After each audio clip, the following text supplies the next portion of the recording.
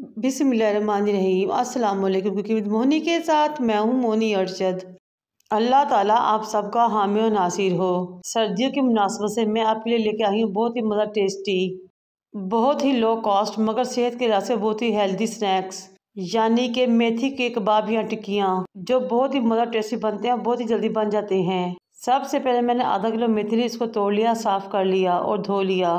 माशाल्लाह से देखिए मेथी कितनी खूबसूरत लग रही है। मेरे अल्लाह की शान, मेहरबानी और बरकतें। अब मेथी को काउंटर पर लेके आएंगे और छुरी की मदद से काटेंगे। मेथी को आपने रफली चॉप करना है क्योंकि इन मज़र टिक्कियों की खूबसूरती ही इसमें है। मेथी को काटने के बाद बोल में शिफ्ट करें। इस स्टेज पे मेरी आपसे रिक्वेस्ट है कि मेरे चैनल को लाइक करें, शेयर करें, सब्सक्राइब करें और बेल आइकन को टच करें ताकि मेरी तमाम वीडियोस आप तक पहुँच सकें। बाउल में शिफ्ट करने के बाद एक बड़ी साइज का प्याज लें, फाइन चॉप करें, उसमें शामिल कर लें। 5 से 6 हरी मिर्ची लें, काटे इसमें शामिल कर लें। 1½ टीस्पून नमक शामिल करें। 1 टीस्पून रेड चिली पाउडर शामिल करें। 1 टीस्पून चिली फ्लेक्स शामिल करें। बेहतरीन टेस्ट के लिए थोड़ी सी हल्दी शामिल करें।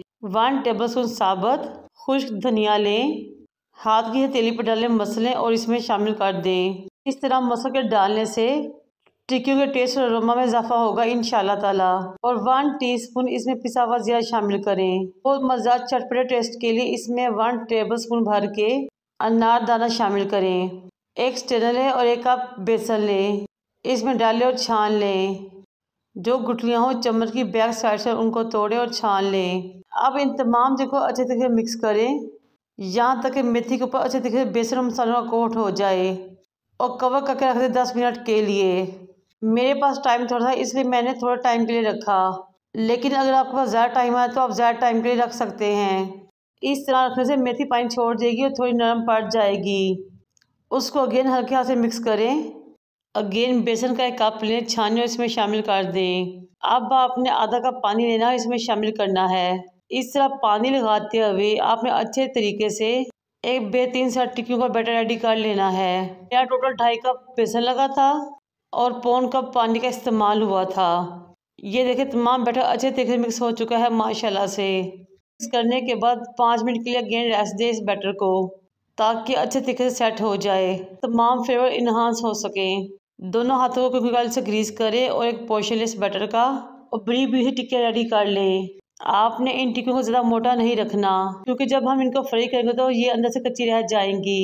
इस तरह 1 बाय 1 आप इन टिक्कियों को बनाएं और रख लें। और साथ ही मैंने चूल्हे पे कुकिंग ऑयल रख दिया था गर्म होने के लिए।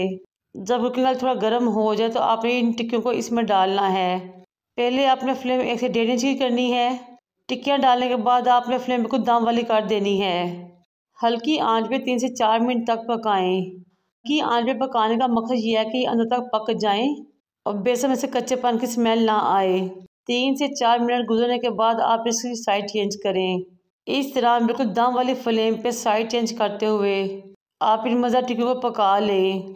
8 मिनट में ये टिक्कियाँ पक के रेडी हो गई थी। ये देखिए माशाल्लाह से बहुत ही मज़ेदार टिक्कियाँ रेडी हो रही हैं और खुशबू इसकी इतनी लाजवाब कि यकीन करें पूरा मोहल्ला ही महक जाएगा इंशाल्लाह ताला। ये मज़ेदार लो कॉस्ट और हेल्दी टिक्कियाँ रेडी हो चुकी हैं और क्रिस्पी गोल्डन हो चुकी हैं। तो हल्की आंच पे हमने इनको अंदर तक पका लिया है। अब इनको ऑयल से निकालेंगे, डिश आउट करेंगे और सर्व करेंगे। सिंपल प्लेन दही लें, उसके साथ सर्व करें, यकीन करें मज़ा ही आ जाएगा। जब आप खाने बैठेंगे तो देखते ही देखते तमाम टिक्कियाँ ख़त्म हो जाएंगी इंशाल्लाह ताला। ये देखिए माशाल्लाह बहुत ही मज़ेदार टिक्कियाँ रेडी हुई हैं, बाहर से क्रिस्पी गोल्डन, अंदर से बहुत ही टेस्टी और मज़ेदार और सॉफ्ट। मुझे और मेरे वालिदैन को दुआ में याद रखें। अल्लाह हाफिज़।